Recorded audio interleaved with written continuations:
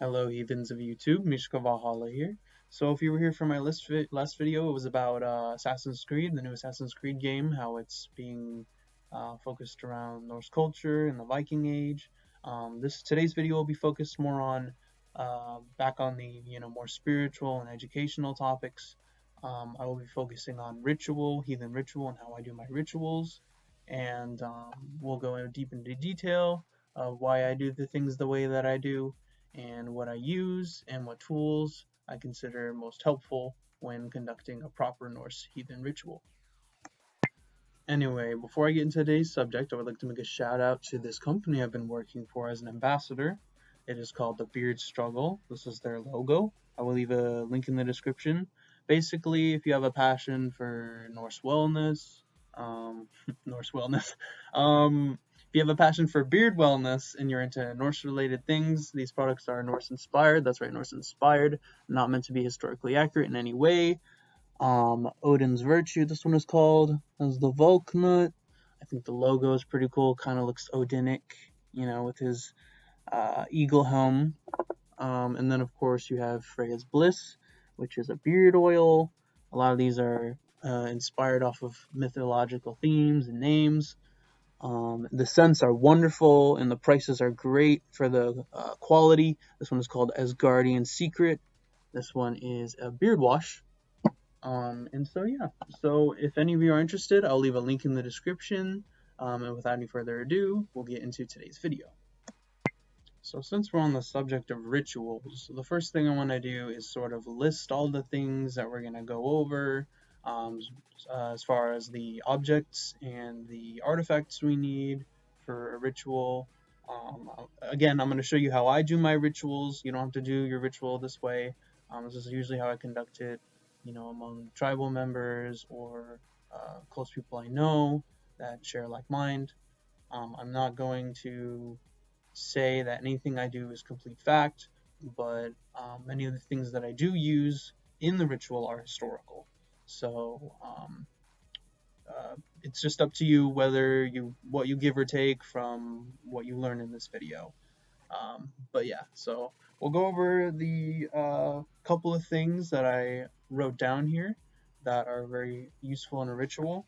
So first, of course, you'll need the idol or the statue. So like what I have here on my altar. You also will have seen them in the beginning of my video with the music in the background. The music is by Gealdyr. Sorry if I'm not pronouncing that right, but I will credit him and leave a link to his channel in the description.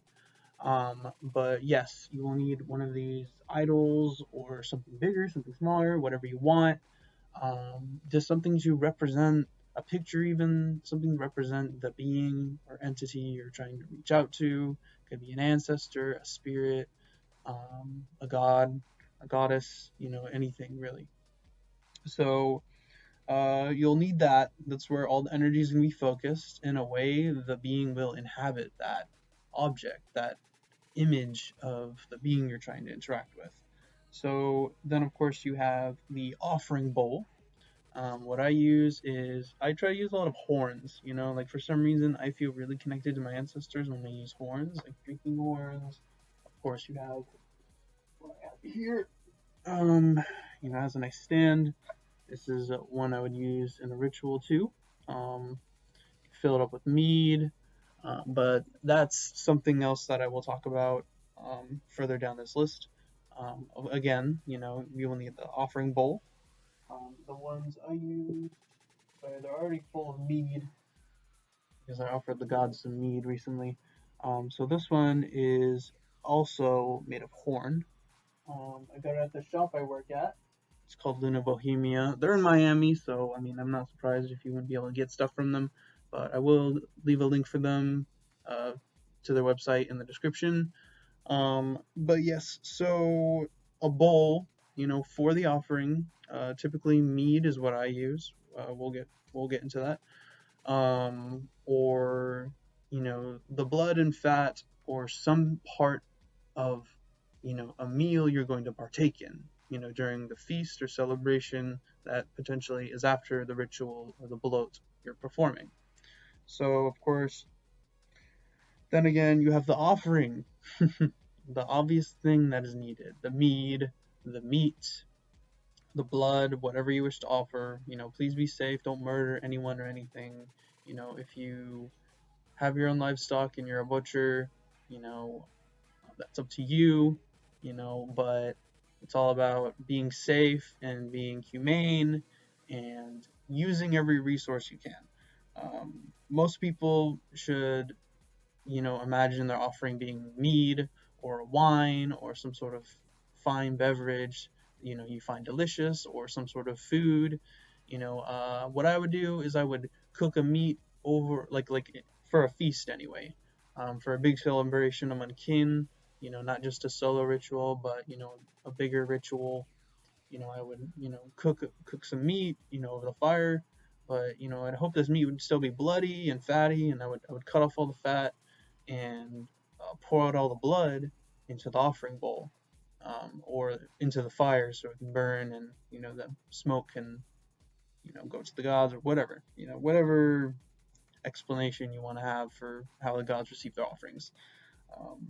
There are a lot of attested accounts in the sagas where people would cook the meat over the fire. A lot of horses, in particular. The horse was historically, the horse was a very popular animal to sacrifice, especially a white horse to the god Freyr, because it was very sacred to him.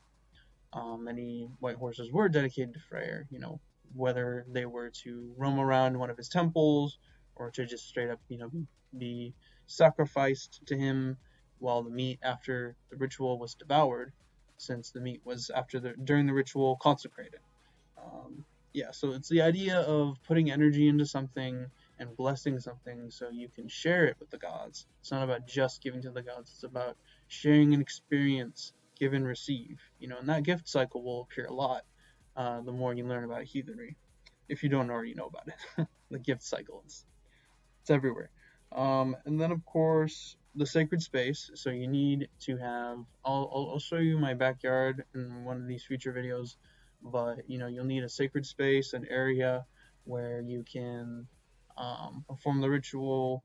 And then again, that'll go into how you make that space sacred and what you will use to sort of gather that frequency. Um, for me, for instance, I use a drum, and for me, it's all about gathering the energy in one place and sort of bringing the attention of the entity or entities you want to interact with. I think I showed you in a past video, but this is the drum I use. And when I say you need a drum or an instrument, it doesn't have to be a specific one, especially since there's so many instruments out there that I believe that the gods would appreciate us playing for them.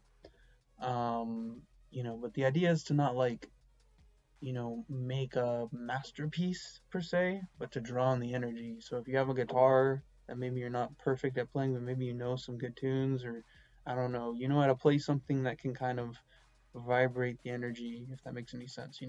Vibrate something within you to make you feel like you're opening the doorway to the other realms per se. And that's how I feel when I'm playing my drum. There's different types of beats I do, different parts of my drum I dedicate to certain deities or certain intentions. The point is to just play the drum, beat the drum in some manner, uh, that resonates with you and resonates with the area you're in. Ask the spirits for permission, reach out to the gods, especially the beings you're trying to communicate with and give your offerings to. It would be very interesting for someone to open a ritual with like a lyre or a harp. I think that'd be very beautiful, considering that harps were very common in Norse traditions and societies, and well, Germanic and European societies in general.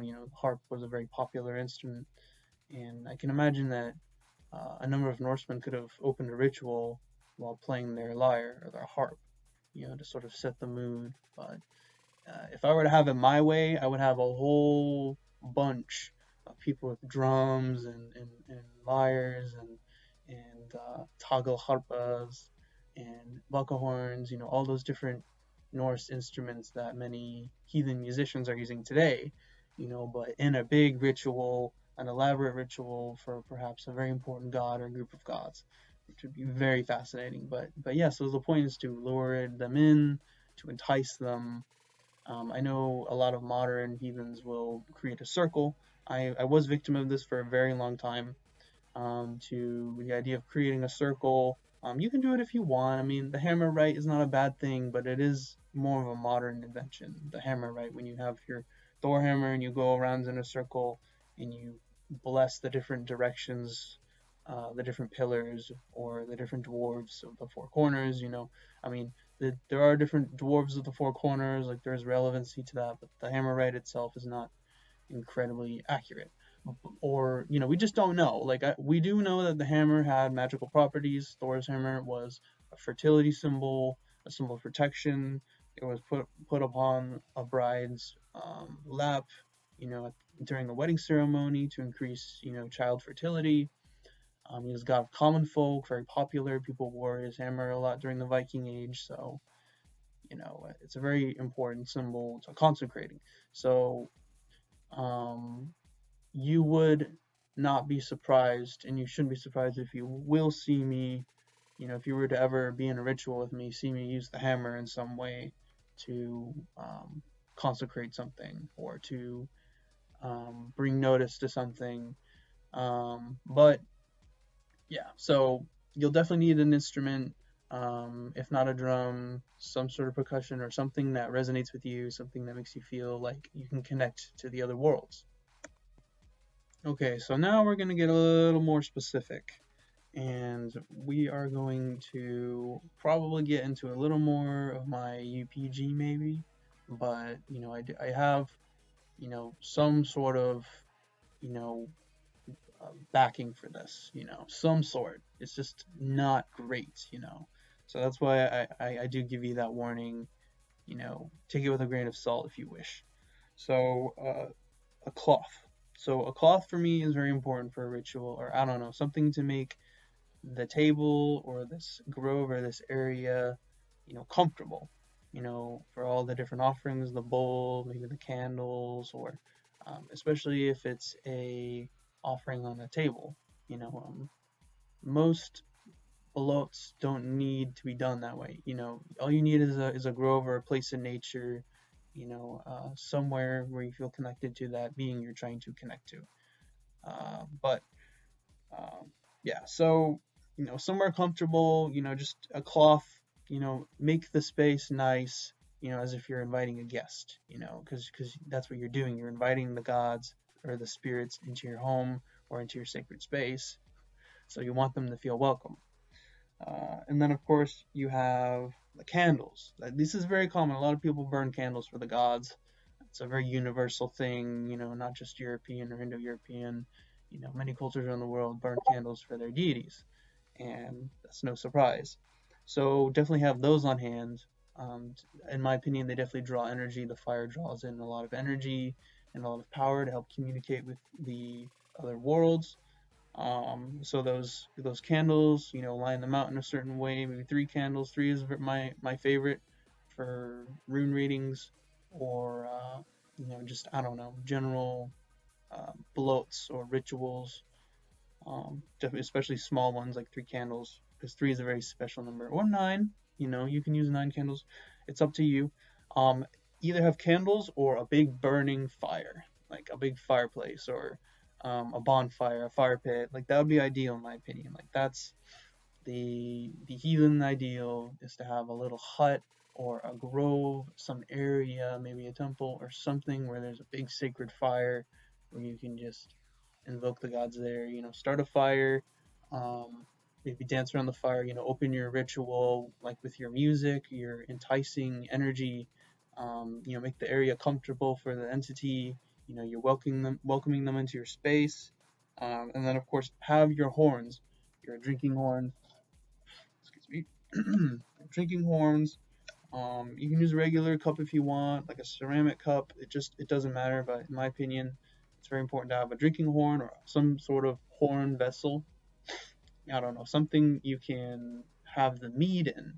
Uh, And that's another part where it gets very personal. For me, I use a lot of mead in my rituals. Like mead for me is like holy water. Give and take for that as you wish, but I know mead was a very sacred drink throughout Norse culture and a lot of Germanic lore.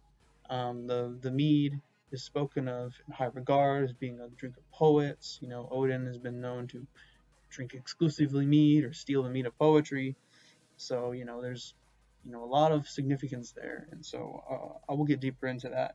But and then of course you go into the burning of herbs. I think it's really good to have something burning to sort of set the mood, to cleanse the energy around you, the area.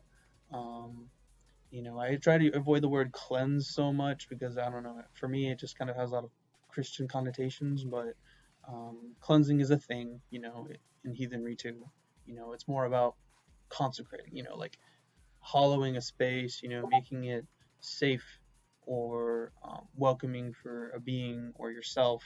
It's just about warding off chaotic energy and darker energies, that you just don't need in your life, and that won't help you and will just make things harder.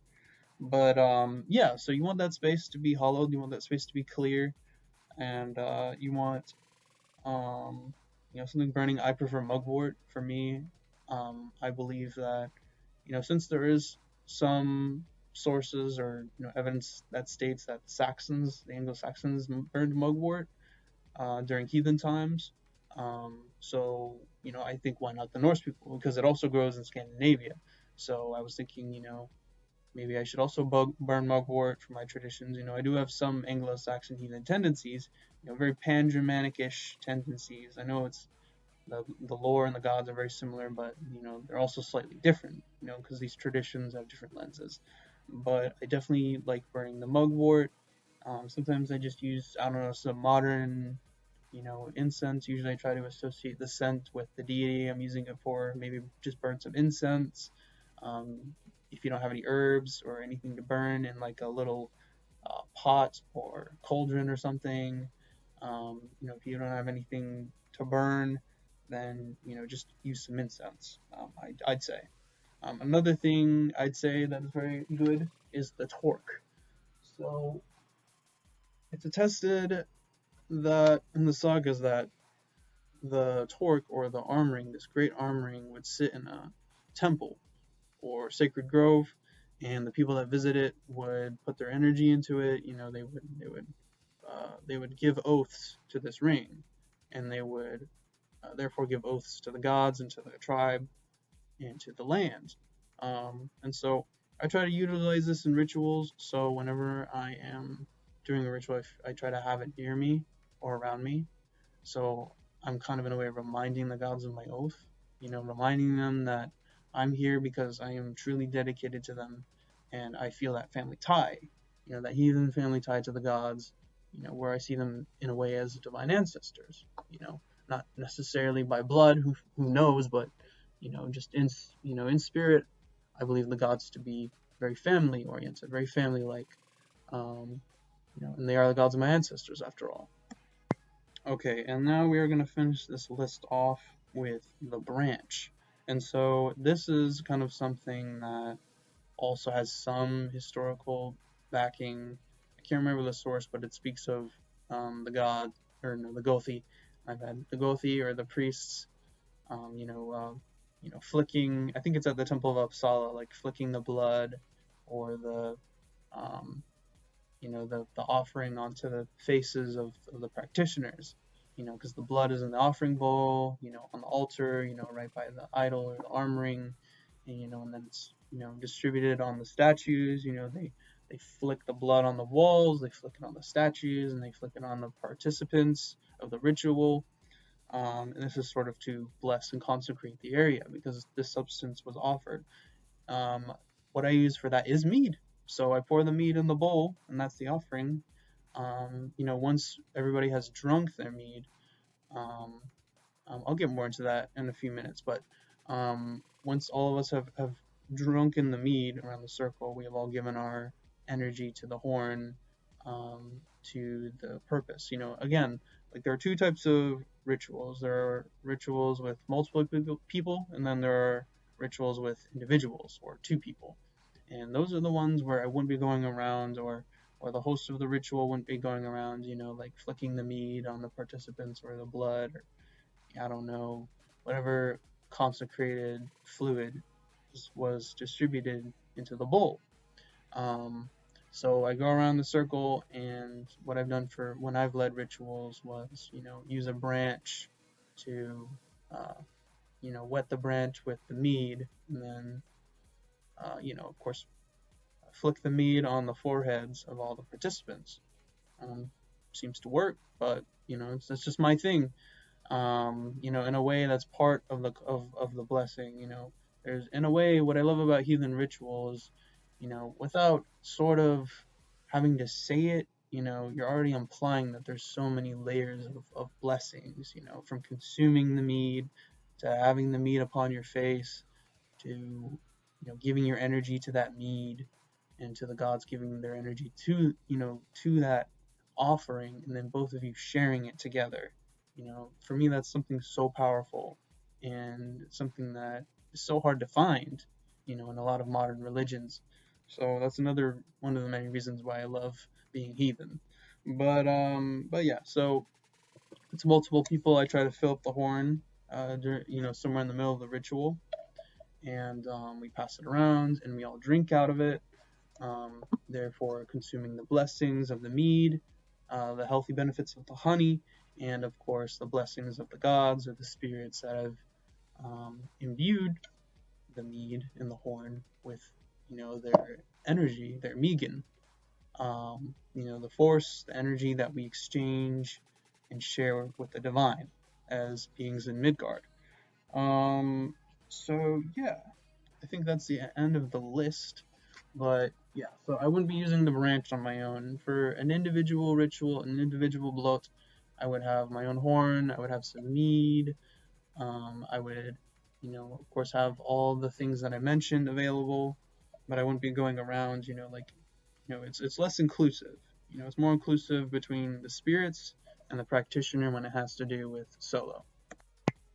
Actually, now that I'm thinking about it, let's go outside and I'll show you some places that I have dwelled in to kind of give you a little bit of an example of what I mean for like sacred spaces, especially, in natural areas. And this will really help people that live in a city, trust me. Hey guys, so I'm out here in my front yard. I'm pretty lucky to live in a neighborhood with trees, so we'll see a couple of those on our journey. I got a little horn of mead.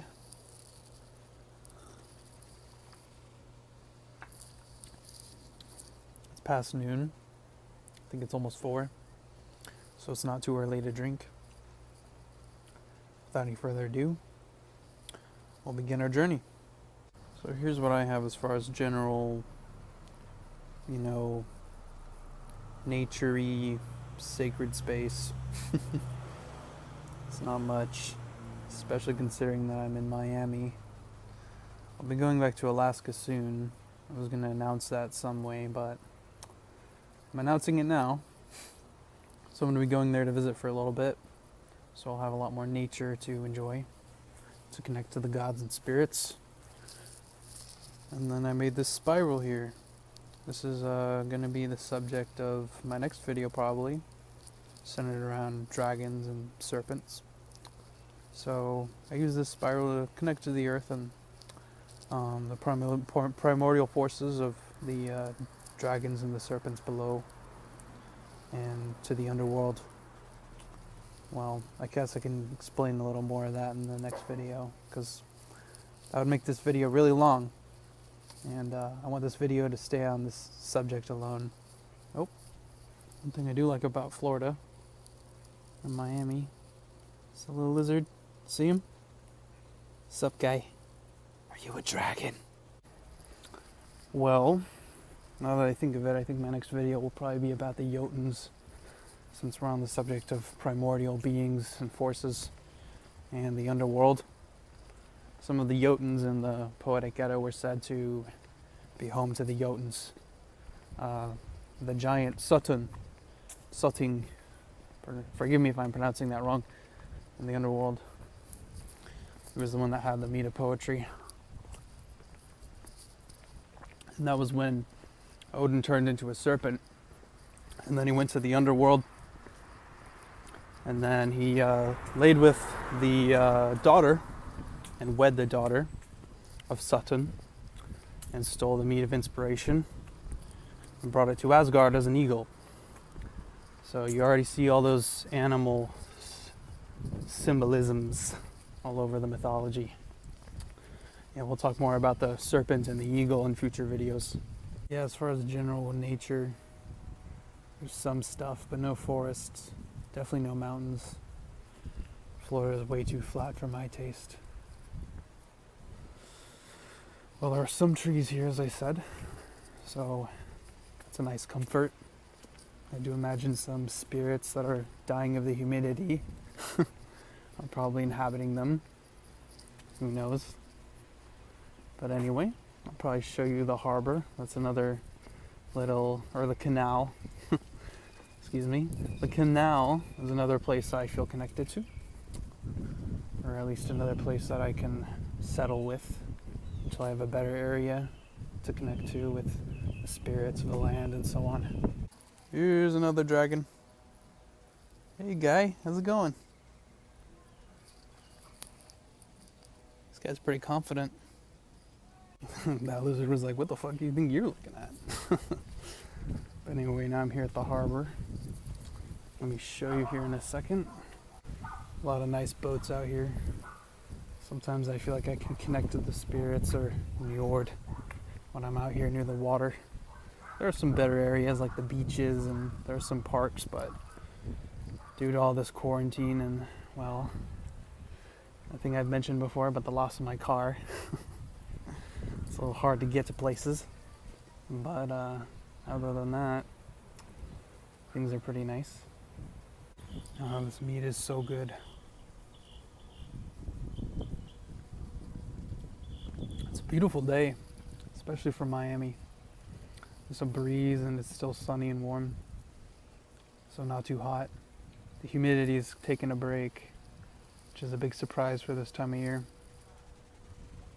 But I am happy because of it. And I'll be even happier when I go north. And again, I promise to be safe. And I'm definitely not sick, and I do not intend to get sick. And if I do get sick, I do not intend to get anyone else sick, so I will quarantine when I go there. And I recommend everybody to be safe and careful. But I will be happy, and I'm very excited to go to a place with mountains and, northern woods and forests, places where, I truly feel connected, to the gods and to the spirits. It'll be a wonderful journey. I just gotta be as careful as I can.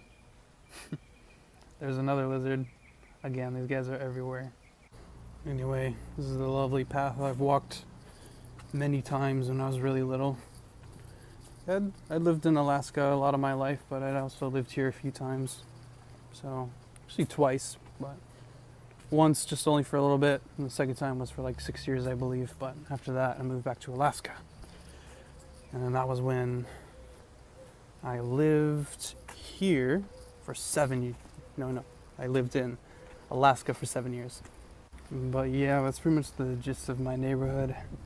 Not many places to connect, but I do feel connected to that little pathway back there. I have played my drum a little bit over there. Got to do everything super quietly since it's a city after all.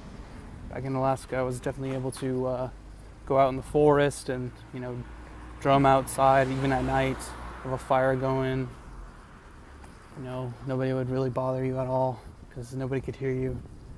Because, you'd be covered by trees, you'd be far away, it'd be nice. You didn't even have to be that far away, just gotta be away from the houses. But here, definitely gotta keep it down. I can't even drum, with, my own relative, my own aunt, waking up. So, other than that, You know, it's a lot better to live in a rural area. So those of you who live in a rural area or somewhere with less city, you know, you're very lucky, especially if you're a heathen. Anyhow, now that we're back, I will end this video by saying again, take what I say with a grain of salt. Believe what you will, do your own research, read the Poetic Edda. I definitely prefer the Poetic Edda. And of course all the other sources that are out there and available. Definitely check out all those other YouTube channels. Many of them are historians and have really good degrees, so definitely check them out.